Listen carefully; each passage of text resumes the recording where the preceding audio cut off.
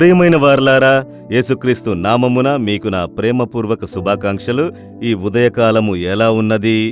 ప్రతిదినం దేవుడు మీతో మాట్లాడి మిమ్మల్ని ధైర్యపరుస్తున్నారు కదా. మీరు ధన్యులు, ధన్యురాళ్ళు. ఈ దినము మీ కొరకు ఒక ఆశీర్వాదమైన మాట ఉంచినారు. సరే, ఈ స్థలం ఎక్కడని మీరు అడుగుచున్నారా? ఓమాన్ దేశము ఉన్నది కదా. గల్ఫ్ కంట్రీలలో ఓమాన్ అన్న ఒక దేశము, అందులో మస్కట్ అనే పట్టణము, అందులో ఈ కట్టడము వచ్చి ఒక చర్చ్ క్యాంపస్. ఇదొక ఇస్లాం దేశము. ఈ దేశంలో 55 లక్షల ప్రజలు జీవిస్తున్నారు. అందులో 58% ప్రజలు ఈ ఒమానీయులు. మిగతా 42% ఇతర దేశముల నుండి ఇక్కడికి వచ్చి పనిచేయువారు. అలా అనేక దేశములకు చెందిన ప్రజలు ఇక్కడ నివసిస్తున్నారు. అందులో భారతీయులు మాత్రమే 9 లక్షల మంది ఉన్నారు. ఇండియన్స్ అంతమంది ఇక్కడ పనిచేయుచున్నారు. అనేక విధములైన స్థలాల్లో పనిచేయుచున్నారు. అందులో 4,66,000 మంది క్రైస్తవులు. ఈ క్రైస్తవులు ఆరాధించే స్థలమును ఈ మస్కట్ పట్టణంలో మాత్రమే 2 స్థలములను ఈ ప్రభుత్వమే వారికి కేటాయించారు. అందులో ఇది వచ్చి రూవి అని పిలువబడుచున్న స్థలములో ఉన్న చర్చి క్యాంపస్, ఇంకొకటి గలాయి అన్న ప్రాంతంలో ఉన్న చర్చి క్యాంపస్ ఉన్నది. ఇందులో పెద్ద పెద్ద కట్టడాలు ఉన్నవి.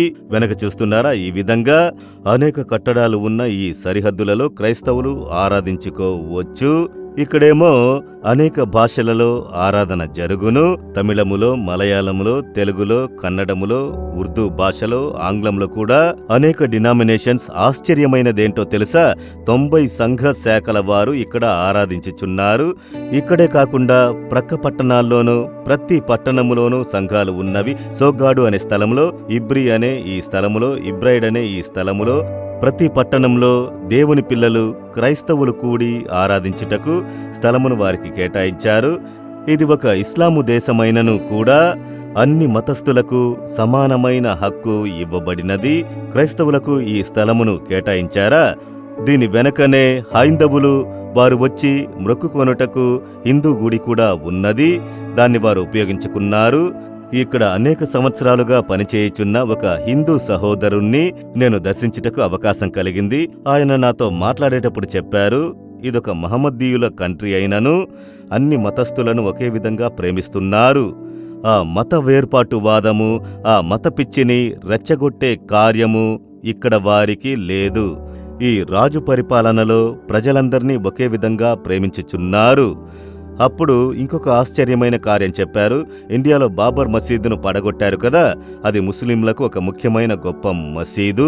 దాన్ని మతకర్తలు పడగొట్టిన సమయములో ఇదొక ముస్లిం దేశము కనుక అప్పుడు వీరు ఆ మతభావంతో, ఉద్రేకంతో ఏమైనా చెయ్యకూడదు అని ఇక్కడున్న హిందూ దేవాలయాలకి గొప్ప భద్రత కల్పించి ఆ స్థలమును కాపాడి ఇచ్చినారు.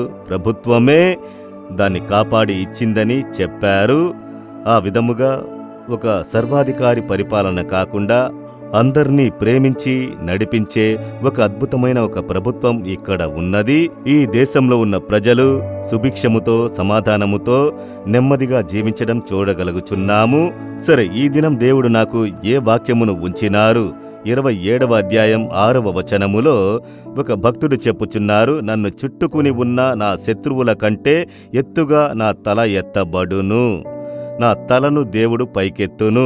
నా చుట్టూ శత్రువులు ఉన్నారు, వారికంటే పైగా నన్ను హెచ్చించును. మీరు ఉన్న స్థలంలో శత్రువులు ఉన్నారా?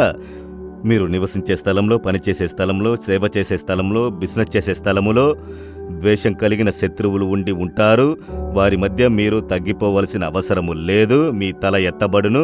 ప్రభు మిమ్మల్ని హెచ్చించి వారి మధ్య మిమ్మల్ని ఘనపరచుదురు. ఏ శత్రువు మిమ్మల్ని నాశనం చెయ్యలేడు, స్తంభింపజేయలేడు. భయపడకండి. మీరు కూడా విశ్వాసంతో చెప్పండి, నా చుట్టూ ఉన్నటువంటి నా శత్రువుల కంటే నా తలను ప్రభు పైకెత్తును అని చెప్పి విశ్వాస ప్రకటన చేయుడి. అలాగే జరుగుతుంది. దేవా, మా చుట్టూ ఉన్నటువంటి మా శత్రువులకు ముందుగా మా తలను పైకెత్తి ఘనపరచు దేవునికి స్తోత్రములు. మమ్ములను సిగ్గుపడనివ్వరు, మా తలను పైకెత్తుదురు. దాని కొరకు స్తోత్రములు, స్తోత్రములు. యేసు నామములో amen, amen. Jesus redeems Telugu YouTube ఛానల్ను సబ్స్క్రైబ్ చేయండి. సబ్స్క్రైబ్ బటన్ను క్లిక్ చేయండి మరియు బెల్ బటన్ను నొక్కండి. ప్రతిరోజు కార్యక్రమ సమాచారం పొందండి.